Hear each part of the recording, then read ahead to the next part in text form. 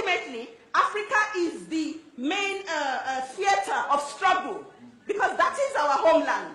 All of us, and when we talk about us Africans, we're not talking about those of us that come from Nigeria, Gambia, Congo. We are talking about Africans in America, Africans in Europe, Africans in South America. People we call Brazilians, people we call African Americans, Black Brits, Africans all over the world. Because globalization, they globalize us before they even develop the concept of economic globalization. We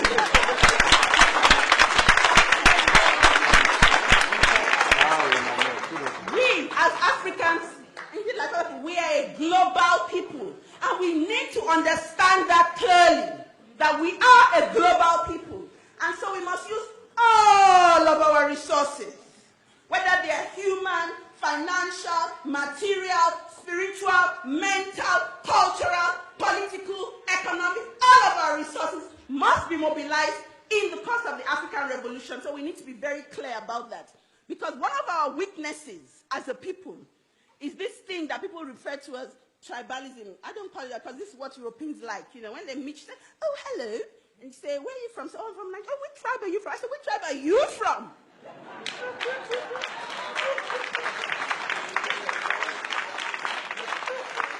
So they say, oh, I'm not from any tribe. We don't have tribes. I said, really? So you don't have a tribe, but I have one. Because you gave me one.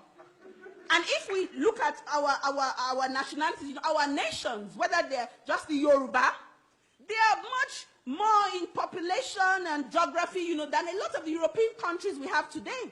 But you hear Africans raising up the tribe, and from this tribe, and from that tribe. What nonsense. Who cares where you're from? Nobody. When imperialism comes to attack you, it's not because of where you come from, it's because of the resources in your land.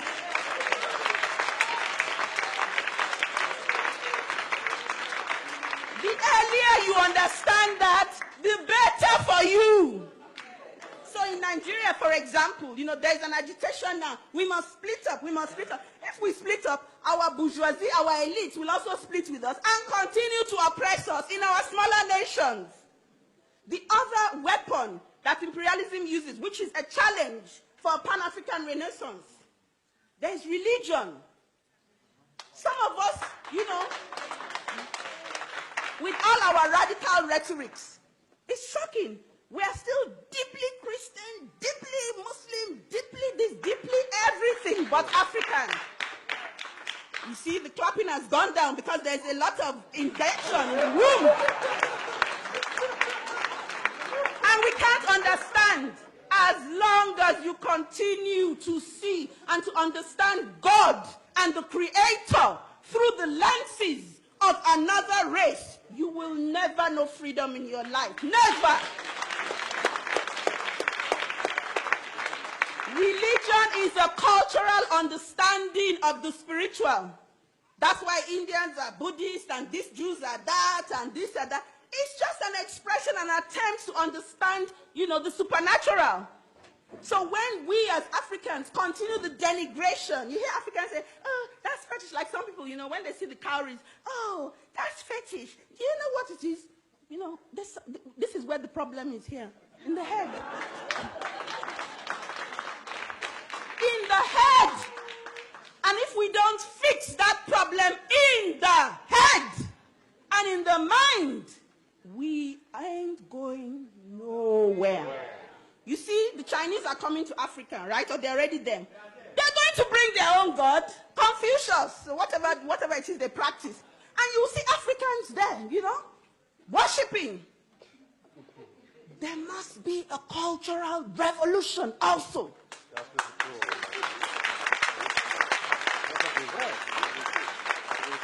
If there is no cultural revolution, our political revolution will not succeed. It will be hijacked and defeated. Because while we've done half of it here in the mind, because there's here and then there's here. That's why there's so many of us in church. If you go to Africa, my God, when some of the big churches have their congregation, 10,000 people at one service. Well, I can't even talk about, because when they have their revivals in Nigeria, do you know there's no space for them in the city? They have to give them space outside. 2 million people turn up, looking for redemption, looking for the Messiah. But we have to understand that because the state has failed them, society has failed them, only Jesus has not failed them. And the reason why that hasn't happened is that they're most unlikely to meet him.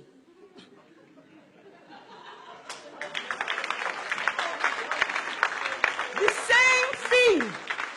And I don't mean to upset any of the Christians here. I come from a Christian home, a background, we're serious Catholics. My mom has got a big shrine in our house.